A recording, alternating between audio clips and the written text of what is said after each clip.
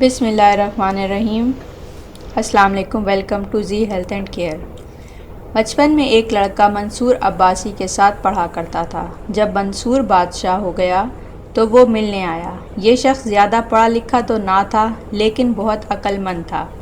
منصور نے اسے دیکھا تو قریب بلایا اور نزدیکی عطا کی۔ وہ شخص کہنے لگا، امیر المومنین، مجھے آپ سے بہت محبت ہے۔ میں آپ کا فرما بردار اور دعا گو ہوں، مگر بادشاہ کے دربار کے لائق نہیں ہوں۔ مجھے بتائیے کہ آپ سے ملنے آیا کروں تو کیا کروں کہ بے ادبی کا اظہار نہ ہو؟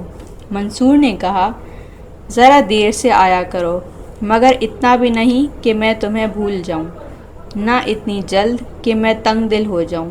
جب بیٹھو تو مجھ سے دور بیٹھو، حتیٰ کہ دربان تمہیں مجھ سے قریب کر دے۔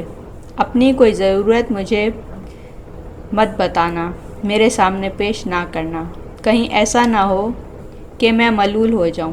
جب میں احسان کروں تو جہاں کہیں جاؤ میرا شکریہ ادا کرو۔ مجھے معلوم ہو تو خوش ہوں اور تم پر اور زیادہ احسان کروں۔ لوگوں کے سامنے میری اور اپنی پرانی باتیں نہ دہراؤ۔